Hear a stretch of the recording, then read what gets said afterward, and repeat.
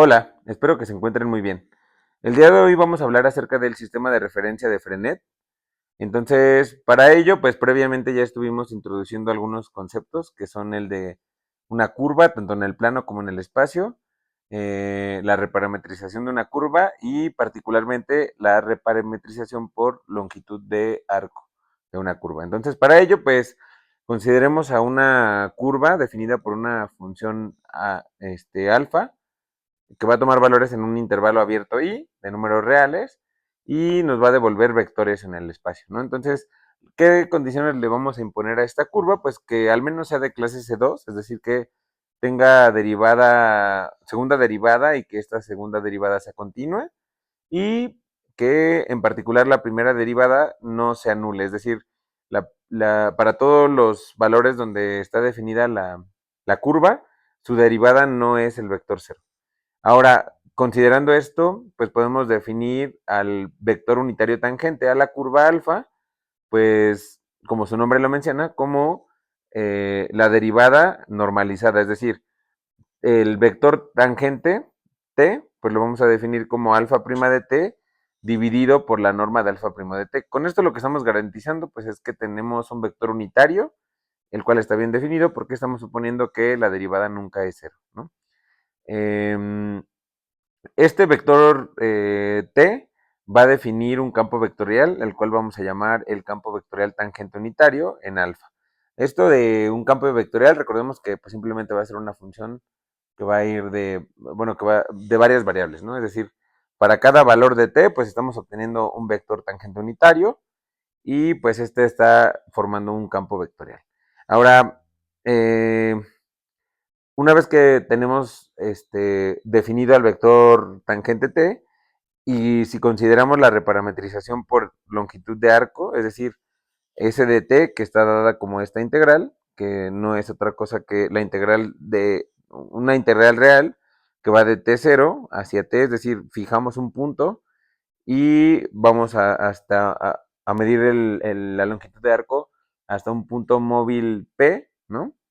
¿De quién? Pues de la norma de la derivada. Entonces esta función nos está determinando pues una parametrización para la curva alfa, pero en términos de la longitud de arco.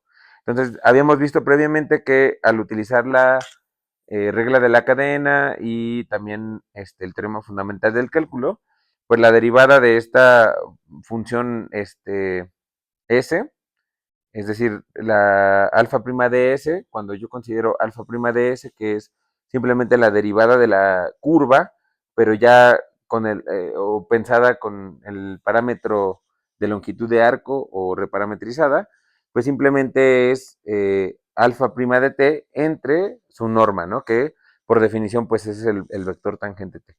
Entonces, usando esta relación, pues es claro que el vector tangente va a tener norma 1 y pues de manera geométrica, o sea, simplemente estamos diciendo que este vector t es tangente a la curva y está apuntando en la dirección de crecimiento de la longitud de arco. Es decir, este vector t, pues además de tener norma 1, perdón, siempre apunta hacia la dirección en la que la longitud de arco está creciendo, ¿no? Ahora, otra consecuencia de que este vector sea unitario, es decir, bueno, que tenga norma 1 o rapidez unitaria, es que su derivada va a definir a un vector que es ortogonal a dicho vector, es decir, t' va a ser ortogonal a t y en particular pues va a ser ortogonal a toda la curva alfa, y pues va a tener o sea, va a ser un vector normal, ¿no? O sea, un vector de norma 1 eh, que va a ser ortogonal a cada punto a punto a la curva. Entonces, recordemos que, pues, o sea, por definición, el vector tangente unitario, pues es la derivada entre la norma, pero esto es pensando respecto al tiempo. Pero ya utilizando la reparametrización respecto a la longitud de arco, pues t simplemente es alfa prima de s.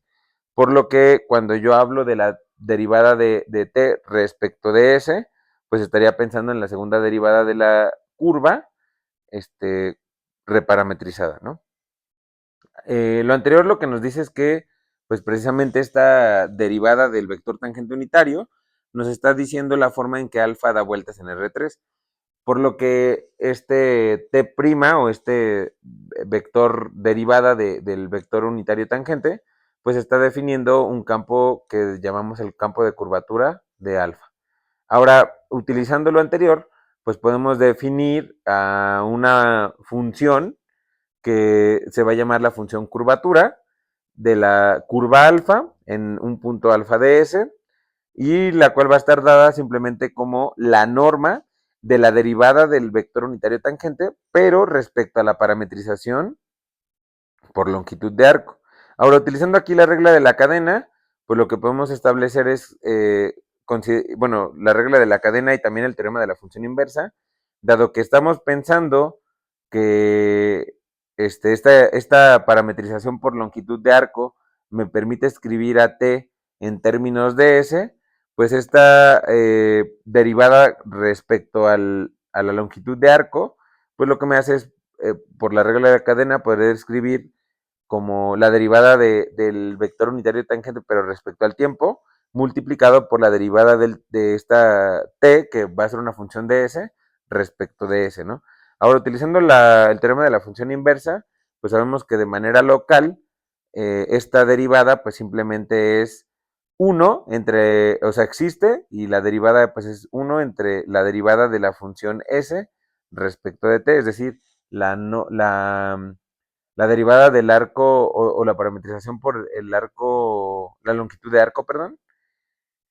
Entonces lo que vamos a tener es básicamente una relación entre la curvatura y este cociente, que es el cociente entre la norma del vector tangente unitario respecto al tiempo, dividido por la norma de alfa prima de t, es decir, alfa prima de t, pues ya habíamos visto que por la regla de la por el teorema fundamental del cálculo, como yo estoy definiendo a s de t como esta integral, pues cuando yo calculo su derivada, pues simplemente es la norma de t, ¿no? Entonces, en ese sentido es que, o bien yo puedo calcular la curvatura como la norma de la derivada del vector unitario tangente respecto al parámetro de longitud de arco, o como el cociente entre estas dos normas, ¿no? La norma de el vector, la derivada del vector unitario tangente respecto al tiempo entre la norma de la derivada de la curva, ¿no?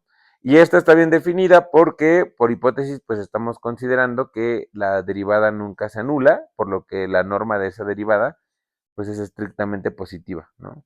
Ahora, en ese sentido es que, pues la curvatura, esta, digamos, K, pues tiene dos posibilidades, o ser estrictamente positiva o ser cero, ¿no? Entonces, veremos que, más adelante en un ejemplo, que el caso en el que la curvatura es cero, pues estamos precisamente pensando en que coincide con una recta, ¿no? Y en el caso en el que la curvatura es estrictamente positiva, pues vamos a poder darle una interpretación geométrica a esta función curvatura. Ahora, notemos que si desde el principio sabemos o tenemos ya que la curvatura, perdón, que la rapidez de la curva es 1, es decir, tiene rapidez unitaria, entonces, pues en ese caso particular, coincide que la curvatura, pues es simplemente la norma del vector derivada del vector tangente unitario, pero respecto del tiempo. Ahora, ese es un caso particular, pero en general, pues ya tenemos esta relación, esta definición de la curvatura en términos de la derivada respecto al parámetro de longitud de arco o bien este cociente, ¿no? De norma. Bueno, entonces, considerando el caso en el que K, es decir, la curvatura es estrictamente positiva, pues lo que podemos decir es, o definir a un nuevo vector, que va a ser el vector normal principal, y el cual establece a un nuevo campo vectorial que lleva el mismo nombre, que no es otra cosa que normalizar al vector derivada correspondiente con la derivada, bueno, con el vector tangente de la curva, ¿no? Entonces, inicialmente definimos al vector tangente unitario como t. Ese vector tangente unitario, pues su derivada nos va a definir a un nuevo vector que va a ser el vector normal principal y que no es otra cosa que pues el vector derivada de este vector t normalizado. Y este vector lo que va a estar determinando es la dirección en que alfa está dando vueltas en cada punto.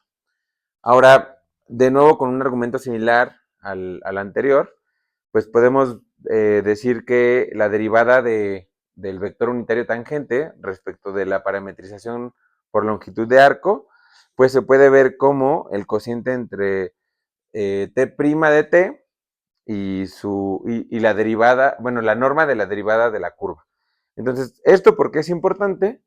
Pues porque vamos a poder escribir precisamente a la norma del vector unitario tangente, la derivada de este vector respecto a la longitud de arco en términos de estas dos normas, ¿no? Entonces, pues podemos ver por un lado al vector normal principal como el cociente entre la derivada del vector tangente unitario respecto al tiempo, entre su norma, o bien en términos de la derivada del vector tangente unitario, pero respecto al parámetro de longitud de arco normalizado, ¿no? Aquí, pues este vector, al dividirlo entre su norma, garantizamos que tenga norma 1. Entonces, tanto este vector como este vector tienen norma 1 y en ambos casos, pues están definiéndonos a lo que llamamos el vector normal principal. Y bueno, de aquí lo que podemos deducir es una de las primeras ecuaciones, que son las ecuaciones conocidas como ecuaciones de Frenet. Y pues la primera ecuación de Frenet lo que nos dice es que pues la derivada del vector unitario tangente respecto al parámetro de longitud de arco, pues simplemente es la curvatura multiplicado por el normal principal, ¿no? O sea, aquí es esto de aquí, recordemos que la curvatura pues es un número real y el vector normal principal pues es un vector en R3, entonces estamos considerando el producto por un escalar. Ahora, si consideramos a P un punto arbitrario sobre la curva alfa, entonces lo que podemos ir deduciendo es que T y N, que son vectores por construcción ortogonales, van a determinar también particularmente a un plano que vamos a llamar el plano osculador de la curva alfa en el punto P. Entonces, geométricamente lo que estamos diciendo es que este plano, de manera instantánea, contiene a la curva alfa en P, ¿no? Aquí, pues tal vez quede un poco más claro, digamos que esta curva alfa, digamos, en el punto P, pues este punto P está definido por algún tiempo T. Entonces, en ese tiempo T, que es, digamos, como en un instante, en un pequeño lapso, pues podemos ver que esta curva queda completamente contenida, o un pedazo de esta curva queda completamente contenido en un plano, que es el plano osculador. Y bueno, por último, para el sistema de referencia de Frenet, lo que vamos a considerar es ahora al producto cruz de estos dos vectores que son ortogonales, ¿no? Entonces, recordemos que el producto cruz es una operación definida solamente en R3 y que nos va a devolver un vector ortogonal a los dos vectores que estamos considerando para la operación, ¿no? En este caso, pues B de t, que está dado como el vector t, producto cruz con el vector n, es decir, el vector unitario tangente a la curva y el vector normal n, normal a la curva, pues van a definirnos el campo vectorial binormal de la curva. Bueno, en este caso le puse beta, pero pues habíamos estado trabajando con la curva alfa. Y ahora sí, considerando lo anterior, por construcción, lo que hemos hecho es determinar tres campos vectoriales, que son T, N y B, los cuales son ortogonales entre sí en cada punto, Y entonces, utilizando este hecho, pues hemos construido, digamos, un sistema de referencia o una base ortogonal eh, pero esta base o este sistema de referencia va a ser móvil, ya que está haciendo para cada punto, ¿no? Para cada punto sobre la curva, pues estamos obteniendo un sistema de referencia y pues este sistema de referencia es el que conocemos como el sistema de referencia de Frenet en la curva, en este caso alfa. Entonces, para ilustrar un poco este hecho, pues consideremos este dibujito en donde pues tenemos el espacio y en el espacio hemos graficado tal vez a esta curva beta, ¿no? Y localmente aquí, digamos, en un tiempo t, pues nos hemos parado a analizar el comportamiento de estos vectores ortogonales. Y pues básicamente lo que nos está diciendo es que, pues en este punto t tenemos lo que sería el plano osculador. Bueno, digamos aquí este punto t define un punto P, ¿no? En ese punto P que está sobre la curva beta, pues podemos hablar del plano osculador y en ese plano osculador pues van a estar los vectores n y t y en particular pues definimos al producto cruz entre estos vectores como el vector binormal b. Y bueno, aquí nada más por mencionar pues se establecen algunas relaciones que son las llamadas fórmulas de Frenet, que nos dicen cuál es la relación que hay entre estos vectores ortogonales, ¿no? Y bueno, aquí es importante mencionar que se introduce una nueva función, que es la que conocemos como la función de torsión de la curva beta, y la cual pues va a estar definida en el mismo intervalo de definición de la curva, y que nos va a devolver valores reales, es decir, es una función real, ¿no? Y pues satisface en particular que tau, pues no es otra cosa que el producto punto entre el vector n' y el vector binormal.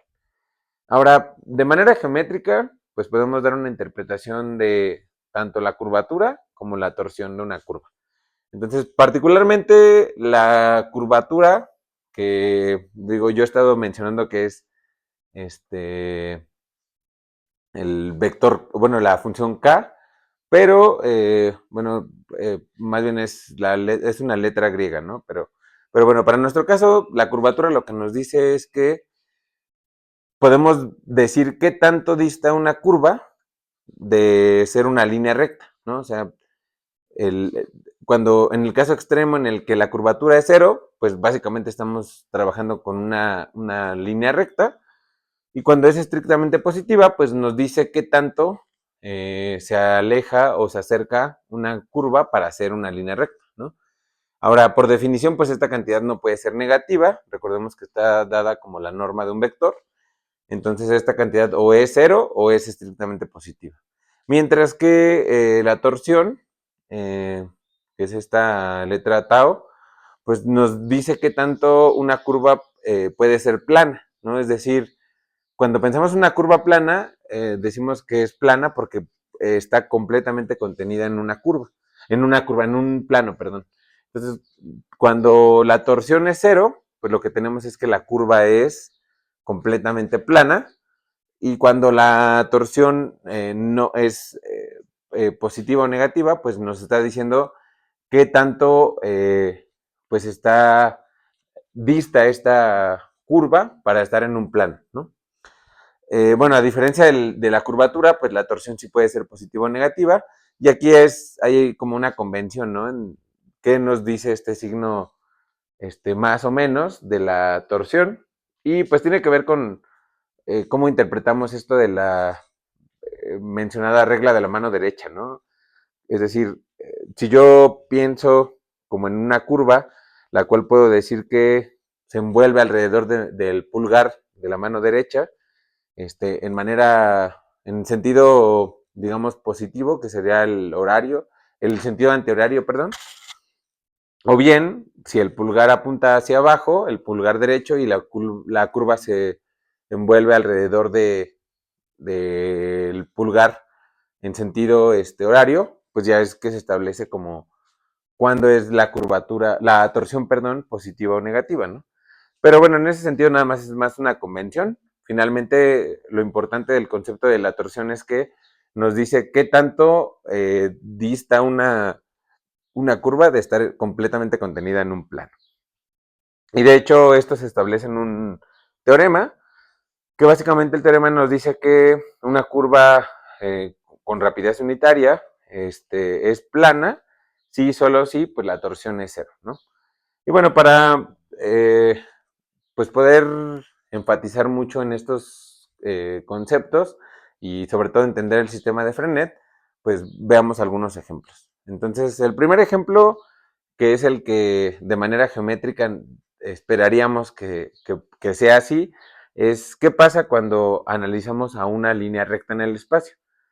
Pues cuando analizamos una línea recta en el espacio, esperaríamos que esta, pues en efecto, tenga una curvatura cero, ¿no? Porque pues es una línea recta. Entonces, supongamos que tenemos a esta curva, bueno, a esta línea recta parametrizada como sigue: alfa de t igual a u más t veces b, donde u y b son vectores fijos en R3 y en particular el vector b pues no es el vector cero. Entonces, por definición, pues yo sé que alfa prima de t para cualquier t real pues simplemente es el vector b, el cual no es cero por hipótesis. Entonces, pues la norma de este vector b, pues es simplemente la norma de la derivada de la curva, ¿no? O de la recta. Entonces, para P0, un punto fijo sobre esta recta, pues nosotros podemos dar particularmente a P0 como en el tiempo t igual a 0. Entonces, para t igual a 0, pues alfa de 0 simplemente es el vector u. Entonces, cuando calculamos la parametrización por longitud de arco, que es simplemente la integral que va de 0 a t de la norma de alfa prima, pues es simplemente la integral real que va de 0 a t, pero de la norma de un vector constante. Entonces, pues eso es una constante. Por lo tanto, pues la norma, la derivada de S' de t, pues coincide con ser el vector, bueno, la norma del vector b, que ya sabíamos que simplemente era la norma de la derivada. Entonces, y como la derivada no es cero, porque el vector b no es cero, pues podemos normalizar y obtener al vector unitario tangente, que simplemente es b entre su norma, que no es otra cosa que un vector de norma 1. Ahora, cuando yo calculo, como esto de aquí es una constante, porque no depende de t, sino que para cualquier t real siempre voy a tener esta constante como vector tangente unitario, pues su derivada siempre va a ser cero, por lo que la curvatura de esta línea recta pues va a ser cero, ¿no? Es decir, la curvatura de una recta pues es cero, que era algo que geométricamente ya esperábamos, ¿no? Una línea recta pues tiene curvatura cero. Ahora, un segundo ejemplo en el que podemos establecer el sistema de referencia de Frenet para una curva, pues es el siguiente, ¿no? Nos dan a la curva beta de t, que es una curva en R3, dada por e a la t coseno de t para la primera coordenada, e a la t seno de t para la segunda coordenada y e a la t para la tercera coordenada. Entonces nos piden que determinemos el sistema de Frenet, es decir, a los vectores tangente y normal, bueno, vector tangente, vector normal y vector binormal, y a las funciones de curvatura y torsión de esta curva, ¿no? Entonces, primero es claro que la función o la curva que nos dan, pues está definida para todo t real, porque pues está en términos de funciones reales, que son el seno y el coseno y la exponencial. Entonces nosotros sabemos que estas tres funciones son diferenciables de todos los órdenes y bien definidas en todo R. Ahora, pues cuando nos piden calcular la derivada de esta función beta o de esta curva beta, pues simplemente recurrimos a las reglas de derivación que ya conocemos para el producto de funciones reales y pues, bueno, obtenemos a beta prima como la función que aparece aquí.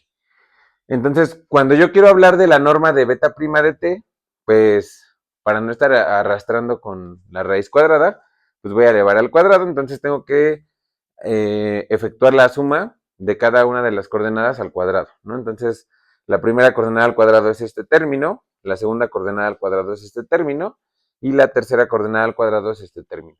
Entonces, después de realizar el desarrollo de estos binomios al cuadrado y efectuar un poquito de álgebra, pues lo que me queda es lo siguiente, que se van a cancelar algunos términos y por lo tanto la norma de beta prima de t al cuadrado pues es simplemente 2 veces e a la 2t multiplicado por este término común que es coseno cuadrado más seno cuadrado de t más e a la 2t.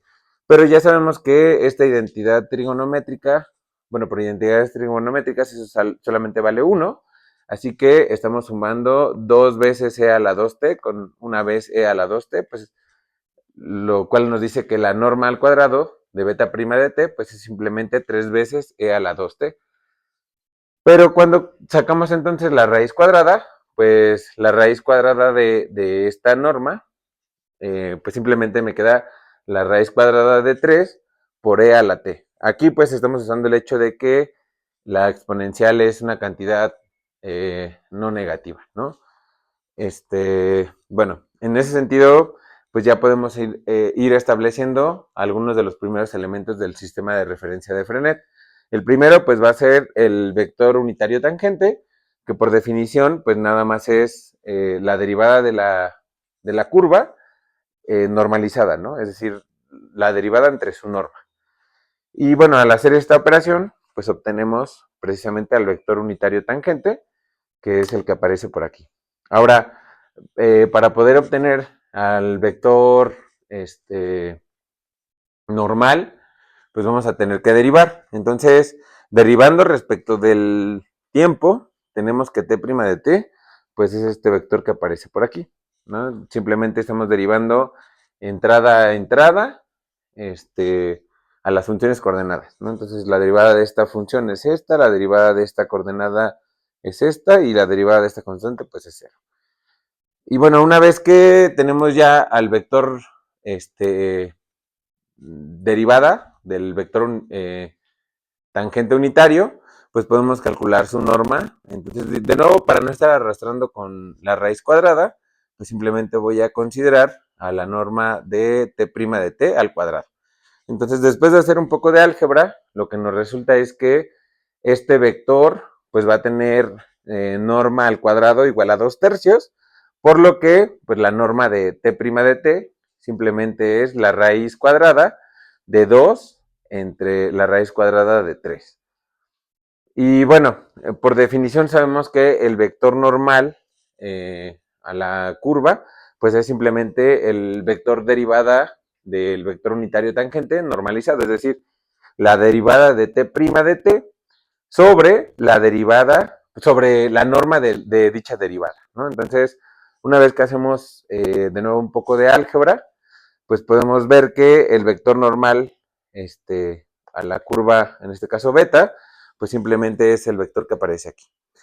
Todo esto está bien definido para cualquier TNR. Entonces debemos tener presente que este vector normal pues está tomando valores para todos los T's reales, ¿no? Entonces ya tenemos hasta ahora el vector unitario y el vector normal y podemos obtener ya al vector curvatura, bueno, a la función curvatura, perdón.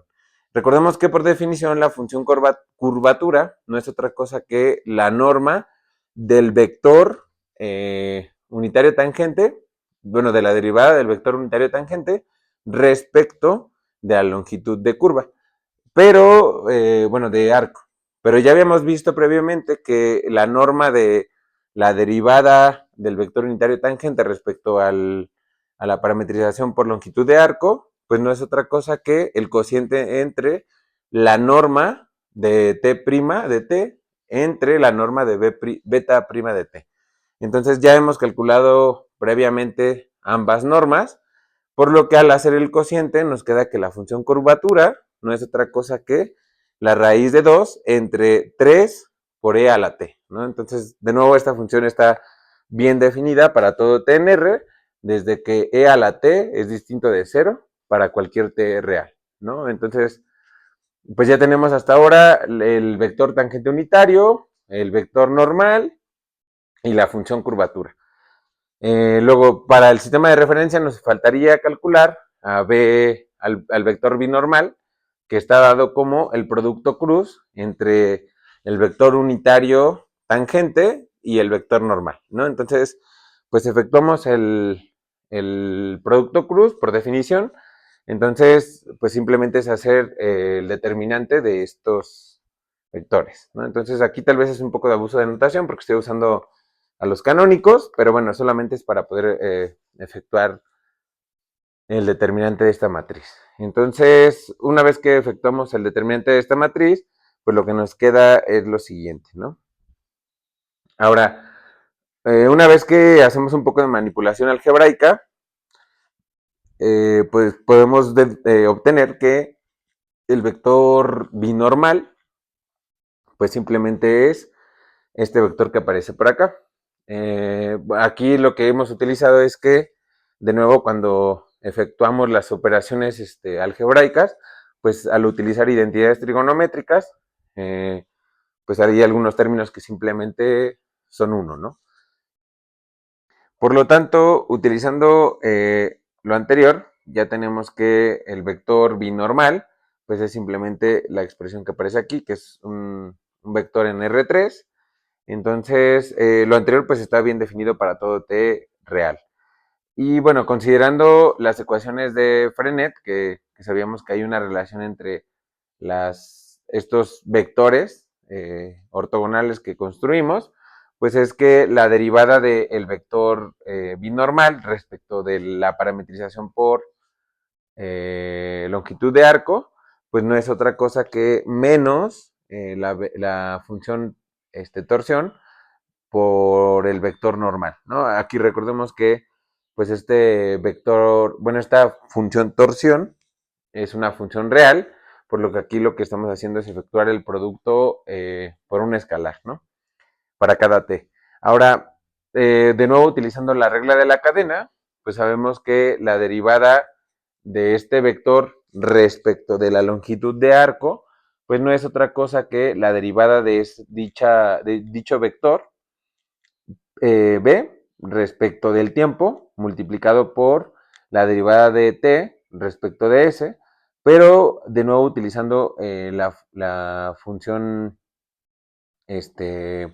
bueno, utilizando el teorema de la función inversa, considerando que t pues ya es una función de s, pues podemos reescribir este producto simplemente como beta prima, bueno, b prima de t, donde b es la derivada b prima es la derivada de el vector binormal respecto del tiempo, dividido por la derivada de la parametrización por longitud de arco respecto del tiempo, pero ya habíamos establecido que esta derivada pues por el teorema fundamental del cálculo, pues simplemente es la norma de la norma del vector derivada de la curva. Es decir, el vector o la derivada del vector binormal respecto del parámetro S, que es la longitud de arco, pues simplemente es el cociente entre la derivada del vector binormal respecto del tiempo dividido por la norma del vector derivada de la curva. Entonces, pues ya tenemos todos los elementos, porque ya habíamos calculado al vector binormal, entonces pues podemos calcular a su derivada sin mayor problema, y también ya habíamos obtenido al vector normal. Entonces, utilizando lo anterior y utilizando que se cumple esta relación, pues podemos establecer o deducir a la función torsión. ¿Por qué? Pues ya sabemos que estamos haciendo el cociente entre beta prima de t, b prima de t, perdón, entre la norma de beta prima de t, que simplemente son estas dos expresiones. Ahora, por una parte, pues esto que aparece aquí es un vector y esto es un cociente entre números reales. Entonces, pues haciendo manipulación algebraica, lo que nos queda es que el vector, digamos, n de t, que no es otra cosa que 1 entre raíz de 2, multiplicado por menos seno de t, menos coseno de t, seno de t, menos coseno de t, 0.